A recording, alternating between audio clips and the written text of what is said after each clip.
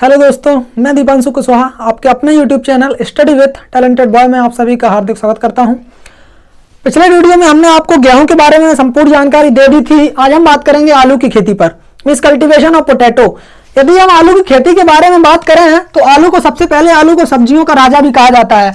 आलू को सब्जियों का राजा भी कहा जाता है। इसके यदि हम बोटानिकल नेम के बारे में बात करें कि आलू का बोटानिकल नेम क्या होता है, तो आलू का बोटानिकल नेम सोलेनम ट्यूबरोसम होता है। सोलेनम ट्यूबरोसम होता है। और इस बात को हमने आपको पहले भी बता दिया है कि किसी भी वैज्ञानिक नाम को लिखते हैं तो उसके नीचे हम अंडरलाइन कर देते हैं, ताकि इसको इटैलिक भाषा में बनाने के लिए इसके नीचे अंडरलाइन कर देते हैं। बात आई इसकी फैमिली की। फैमिली मींस कुल। आलू का कुल सोलेनेसी होता है। आलू का कुल सोलेनेसी होता है। उसके बाद यदि हम बात करें इसके 2n मींस क्रोमोसोम नंबर की, तो इसमें 48 क्रोमोसोम नंबर होते हैं। 48 मींस 48 क्रोमोसोम नंबर होते हैं।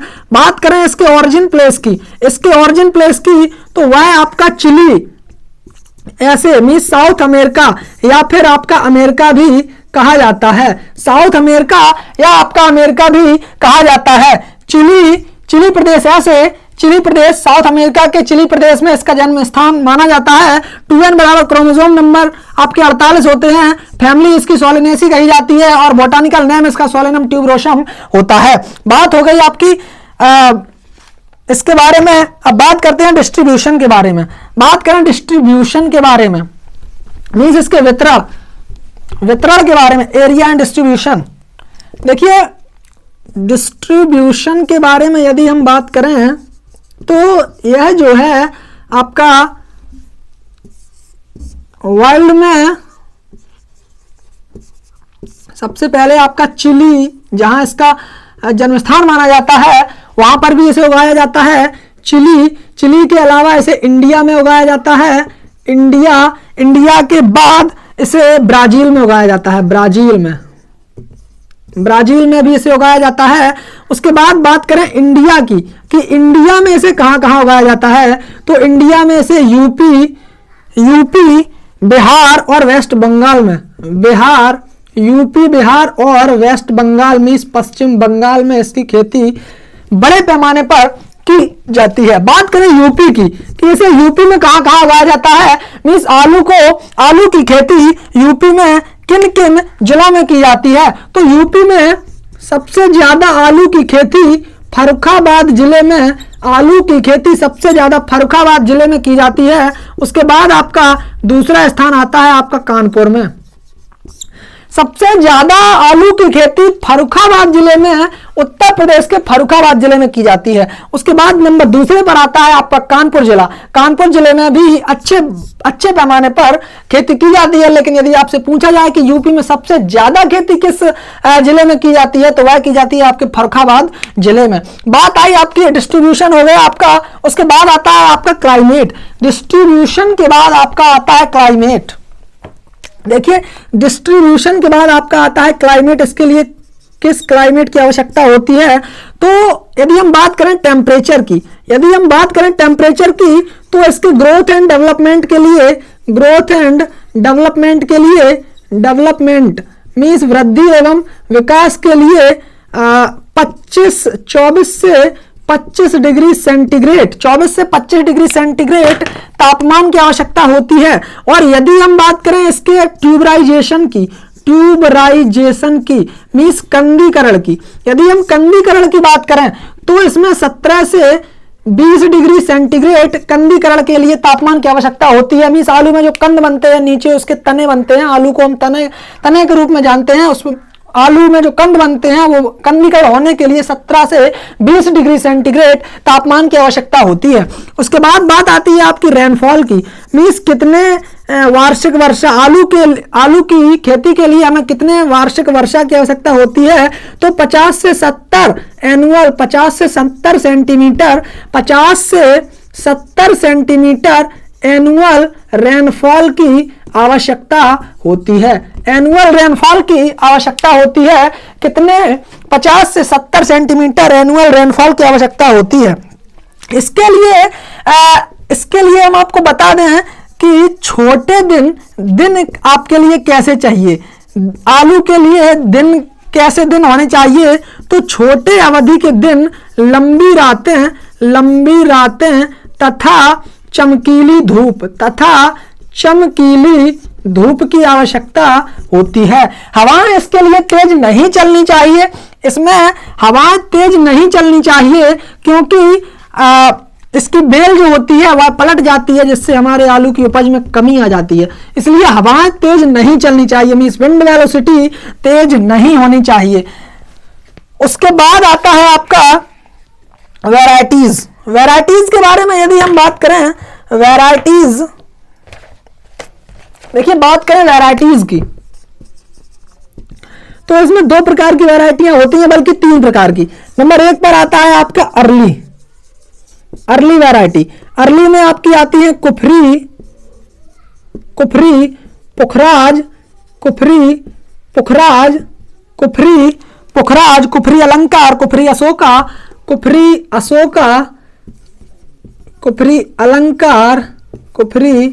अशोका और कुफरी देवा, कुफरी सूर्या। ये हो गई आपकी अर्ली। उसके बाद नंबर 2 आती है आपकी लेट वैरायटीज, मीन्स पछेती प्रजातियां। जो आलू, ये तो हो गई आपकी अर्ली मीन्स जल्दी अगेती प्रजातियां, और ये हो गई आपकी पछेती प्रजातियां। लेट बोने वाली प्रजातियों में आता है आपका कुफरी लालिमा, और ये वही लालिमा प्रजाति है जो आपकी लाल छिलके वाली प्रजाति आपकी लालमा। इसके अलावा एक सिंदूरी प्रजाति आती है, सिंदूरी, वह भी आपकी लाल छिलके वाली होती है। उसके बाद आपकी आती है बादशाह, मीन्स कुफरी लालिमा, कुफरी सिंदूरी और कुफरी बादशाह। कुफरी बादशाह प्रजाति जो है यह आपकी उत्तर प्रदेश में सबसे अधिक उगाई जाने वाली प्रजाति मानी जाती है। बात करें कुफरी देवा, उसके बाद 1, 2, 3, 4 प्रजातियां हमने आपको लेट की बता दी और 4 प्रजातियां हमने आपको अर्ली की बता दी। कुफरी बादशाह, कुफरी देवा, कुफरी अलंकार, कुफरी सिंदूरी और कुफरी लालिमा। अर्ली में हमने आपको कुफरी पुखराज, कुफरी सूर्या, कुफरी अलंकार और कुफरी अशोका के बारे में बता दिया। उसके बाद नंबर 3 आती है आपकी औद्योगिक वैरायटीज। औद्योगिक मीन्स इंडस्ट्रियल, मीन्स इसका जो प्रयोग किया जाता है इंडस्ट्रियल क्षेत्र में, इसका जो प्रयोग किया जाता है उसके लिए, जैसे इसके चिप्स पापड़ बनते हैं, चिप्स पापड़ जैसे आलू के बनते हैं, चिप्स जो बनते हैं जैसे आपने देखा होगा जो उसके आते हैं ना पापड़ और चिप्स वगैरह, तो ये बनते हैं आपकी चिप्सोना 1 और चिप्सोना 2 नामक प्रजाति की। चिप्सोना 1, चिप्सोना 2 नामक प्रजाति से बनते हैं। इसमें जो कुफरी लगाया जाता है वह आपका आलू अनुसंधान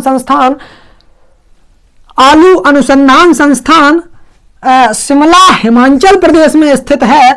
वहां से कुफरी जो प्रजातियां निकाली जाती हैं उन सभी में कुफरी लगाया जाता है, कुफरी आगे लगाया जाता है। आलू अनुसंधान संस्थान, ठीक है, जो कि आपका शिमला हिमाचल प्रदेश में स्थित है। उसके बाद आता है आपका seed and sowing. Seed and sowing के बारे में यदि हम बात करें, सीड एंड सोइंग के बारे में यदि हम बात करें मींस बीज एवं बुवाई के बारे में, देखिए आपको सीधी सीधी जैसे हम बता रहे हैं बस उसी प्रकार से आपको बोर्ड के पेपर में, बोर्ड के एग्जाम में आपको खेती लिखनी है। उसके अलावा आपको कुछ नहीं लिखना है। किताबों में बहुत सारा दिया होता है, यहां से वहां तक, वहां से लाइन स्टार्ट की वहां तक, इतना सब उसमें दुनिया का कुछ नहीं लिखना है। उसके अलावा आपको सीधा सीधा डायरेक्ट टू डायरेक्ट लिखना है, ठीक है। बात आती है आपकी सीड एंड सोइंग की, आपको डायरेक्ट टू डायरेक्ट सीधी सीधी हेडिंग डालनी है और उसके बाद उसमें जो सामने है वह लिखना है। बात आती है सीड एंड सोइंग की, तो इसमें जो सीड रेट होता है, सीड रेट जो होता है वह होता है 20 से 25 कुंतल प्रति हेक्टेयर। 20 से 25 कुंतल प्रति हेक्टेयर आलू की आवश्यकता, आलू की बुवाई होती है। बुवाई करने के लिए 20 से 25 कुंतल प्रति हेक्टेयर आलू की आवश्यकता होती है। उसके बाद बात आती है आपकी आलू कैसा होना चाहिए, तो आलू जो है वह आपका 3 आंखों वाला होना चाहिए, 3 आंखों वाला तथा रोग रहित, क्योंकि बीज की यही, इसमें बीज की यही जो है पहचान होती है कि रोग रहित हो और आकर्षक हो। आकर्षक देखने में सुंदर लगे, अच्छा लगे, तो उसी बीज को हम बोते हैं। सीड रेट कितनी बता दी हमने आपको, 20 से 25 कुंतल प्रति हेक्टेयर। इसके लिए स्पेसिंग की आवश्यकता होती है, मीन्स इसमें कितना हम अंतराल रखते हैं, कितना अंतराल रखते हैं, तो वह रखते हैं हम आपका 60 गुणे 20 सेंटीमीटर अंतराल रखते हैं। उसके बाद बात आती है आपकी टाइम की। टाइम की कब हम किसको बोते हैं, तो अर्ली को हम बोते हैं, मीन्स अगेती प्रजातियों को और पछेती प्रजातियों को अलग अलग टाइम पर बुआई की जाती है। तो अर्ली को हम बोते हैं 15 सितंबर से 15 अक्टूबर तक। 15 सितंबर से 15 अक्टूबर तक इसकी बुआई कर दी जाती है, और लेट की बुआई 15 अक्टूबर से 15 नवंबर तक पछेती प्रजातियों की बुआई की जाती है। टाइम में इसका जो है अर्ली मीन्स अगेती प्रजातियों की बुआई 15 सितंबर से 15 अक्टूबर तक की जाती है, जबकि लेट मीन्स पछेती प्रजातियों की बुआई 15 अक्टूबर से 15 नवंबर तक कर दी जाती है। उसके बाद इसके लिए सॉइल की यदि हम बात करें तो सॉइल जो है वह आपकी सैंडी लोम सॉइल की आवश्यकता होती है। इसके लिए सैंडी लोम सॉइल की आवश्यकता होती है, और इसमें जो है आपका वेल ड्रेन्ड हो, वेल ड्रेन्ड मृदा मीन्स उचित जल निकास हो। सॉइल के बारे में यदि हम बात करें, सॉइल के बारे में देखिए हम जल्दी जल्दी आपको बता दे रहे हैं, आप वीडियो पॉज करके इसके नोट्स बनाते रहें ताकि आपको बोर्ड के एग्जाम में इसकी आपको लिखने में आसानी रहेगी। ठीक है, यदि आप किताब से पढ़ेंगे तो उसके लिए बहुत ही ज्यादा ब्रॉड हो जाएगा। उसी की सरल भाषा में हम आपकी छोटी सी मदद करने के लिए अपना यूट्यूब चैनल बनाया है। तो यदि आप लोगों को चैनल अच्छा लगे तो चैनल को एक बार लाइक सब्सक्राइब अवश्य कर लें, और यदि वीडियो अच्छा लगे तो वीडियो को लाइक कमेंट शेयर अवश्य करें। सॉइल की बात करें तो सॉइल जो है उचित जल निकास वाली, उचित जल निकास मीन्स वेल ड्रेन्ड होनी चाहिए। उचित जल निकास मीन्स पानी कहीं भरा नहीं रहना चाहिए, उचित जल निकास आसानी से पानी निकाला जा सके। उसके बाद आपकी सैंडी लोम सॉइल इसके लिए चाहिए, वह चाहिए आपकी sandy loam soil. Sandy loam soil की आवश्यकता होती है। उसके बाद हम आपको बता दें कि जब आलू क्या होता है, आलू में रेस्टिंग पीरियड एक होता है जिसे हम कहते हैं डार्मेंसी अवस्था। वो हर एक बीज में होती है, डार्मेंसी अवस्था हर एक बीज में आती है। तो इसमें जो है आपकी डार्मेंसी अवस्था को तोड़ने के लिए, आलू में डार्मेंसी अवस्था को तोड़ने के लिए नोट करके आप लिख लें, क्योंकि यह बहुत पूछा जाता है कॉम्पिटिटिव एग्जाम में कि डार्मेंसी अवस्था, आलू की डार्मेंसी अवस्था को तोड़ने के लिए किस दवा का प्रयोग करते हैं, तो हम प्रयोग करते हैं थायो यूरिया का। थायो यूरिया का प्रयोग आलू की डार्मेंसी अवस्था को तोड़ने के लिए किया जाता है। आलू की सुसुप्तावस्था को तोड़ने के लिए थायो यूरिया का प्रयोग किया जाता है। बोले सुसुप्तावस्था में डार्मेंसी अवस्था होती क्या है, डार्मेंसी स्टेज होती क्या है, तो the resting period of the seed, the resting period of the seed means बीज के आराम करने का जो अवधि होती है, आराम करने का जो टाइम होता है, आराम करने का जो समय होता है, उसे हम डार्मेंसी अवस्था में सुसुप्तावस्था कहते हैं। ठीक है, तो ये हो गई आपकी डार्मेंसी अवस्था के बारे में बात। उसके बाद हम आपको बता दें कि आलू में इरिगेशन के बारे में यदि हम बात करें तो आलू में हर 8 से 10 दिन बाद सिंचाई कर देनी चाहिए। आलू में अधिक पानी की आवश्यकता होती है, तो इसलिए आलू में हर 8 से 10 दिन बाद सिंचाई कर देनी चाहिए। लगभग इसमें आलू में सिंचाइयों में लगभग आपकी इसमें 8 से 10 दिन के अंतराल पर सिंचाइयां की जाती हैं। हाँ, उसके बाद आता है आपका manure and fertiliser. Manure and fertiliser के बारे में यदि हम बात करें, मैन्योर एंड फर्टिलाइजर के बारे में यदि हम बात करें, आलू के मैन्योर एंड फर्टिलाइजर के बारे में यदि हम बात करें, तो इसमें क्या होता है कि 300 कुंतल प्रति हेक्टेयर जो है वह आपकी FYM आलू को बोने से 1 से 1.5 महीने पहले उसको खेत में मिला देते हैं। FYM की आवश्यकता होती है। कब? आलू के बोने के 1 से 1.5 महीने पहले हम FYM मींस गोबर की खाद, फार्म यार्ड मैन्योर कहा जाता है गोबर की खाद को, इंग्लिश में फार्म यार्ड मैन्योर, जिसे हम शॉर्ट में FYM कहते हैं।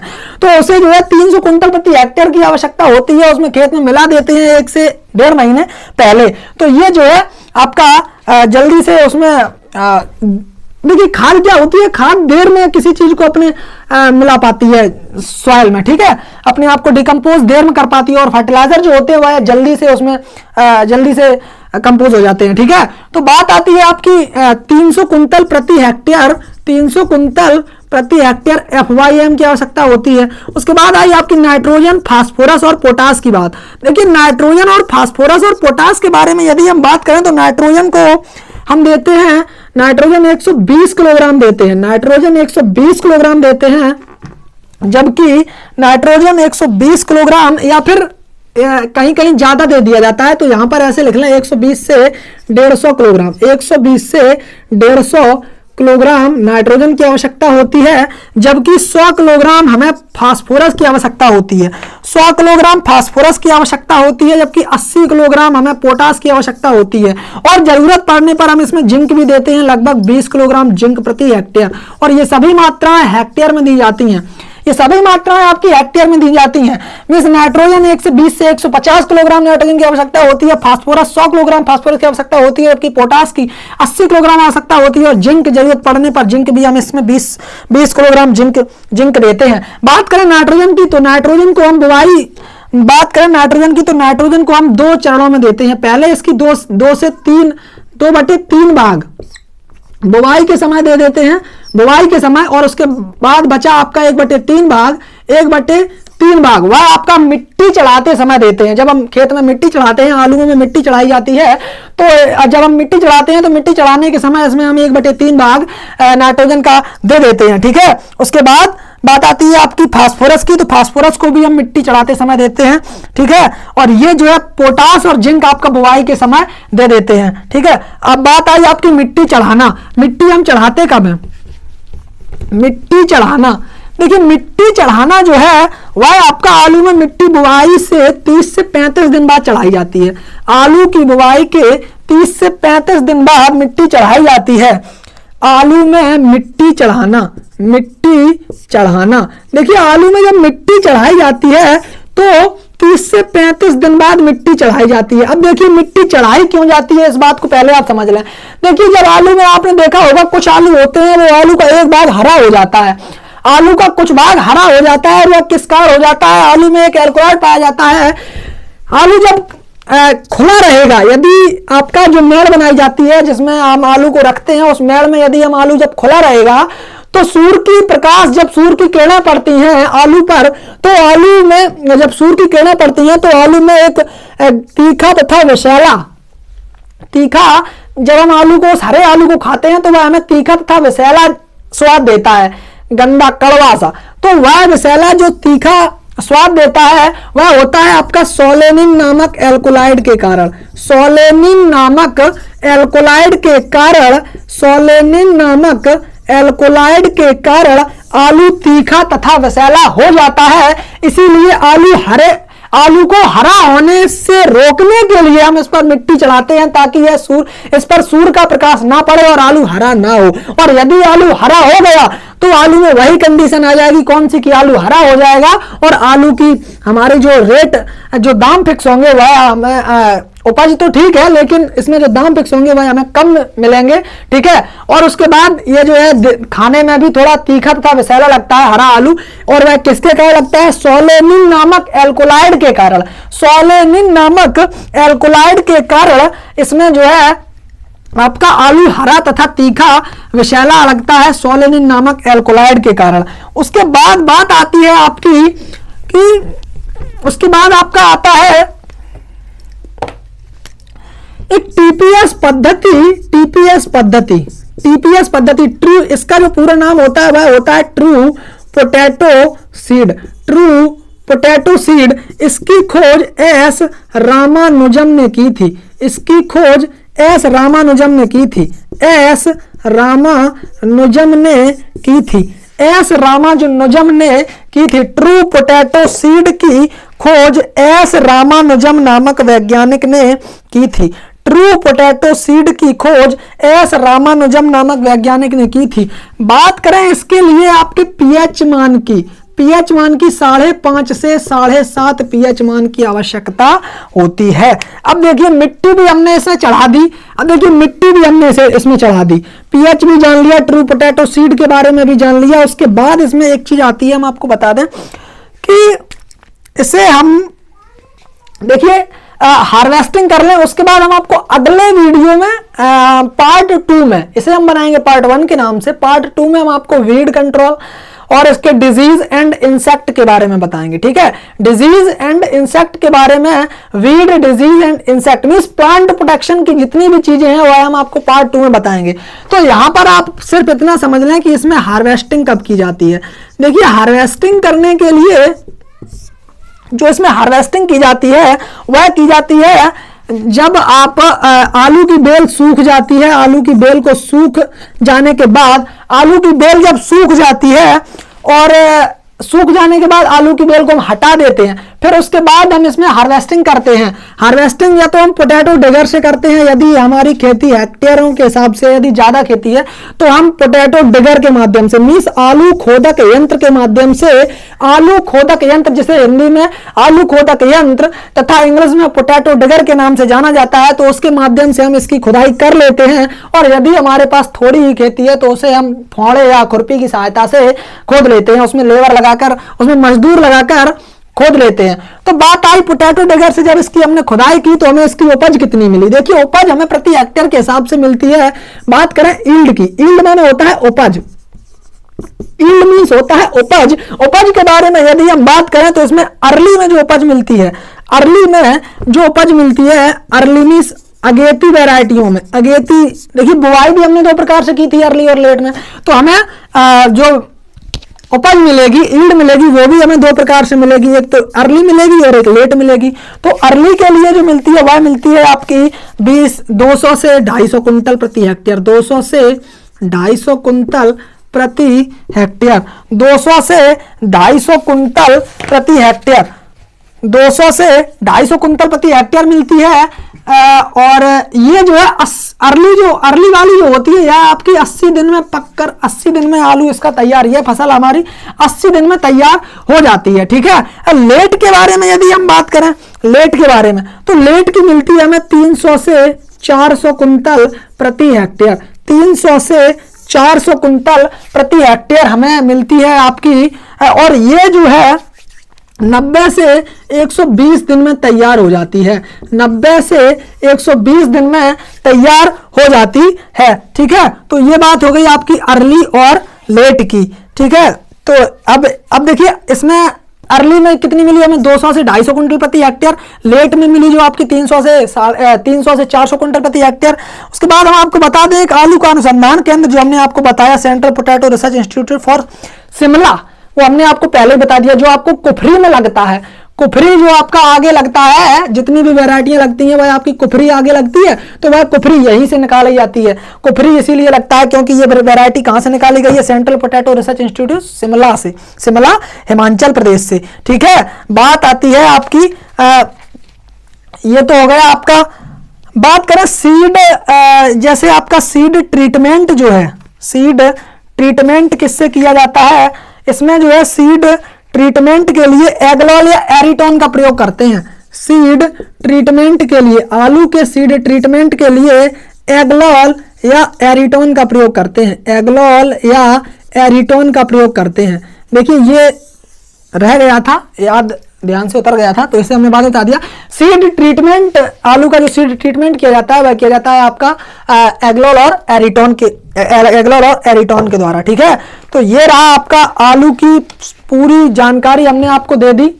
यदि वीडियो अच्छा लगा हो तो वीडियो को लाइक, कमेंट, शेयर अवश्य करें, और जितने भी 11th क्लास के बच्चे हैं वो सभी हमारे YouTube channel study with talented boy से जुड़ जाएं, और टेलीग्राम चैनल ग्रुप को भी ज्वाइन कर लें। उसमें भी हमने आपको स्टडी विथ टैलेंटेड बॉय के नाम से उसमें हमने आपको ग्रुप बनाकर दिया है। उसके बाद फेसबुक ग्रुप पर भी बनाया, ताकि आप को इंपॉर्टेंट वीडियोस की लिंक मिलती रहे। ठीक है, तो अगली खेती हम आपके लिए लेकर आएंगे। तब तक के लिए जय हिंद, जय भारत, धन्यवाद।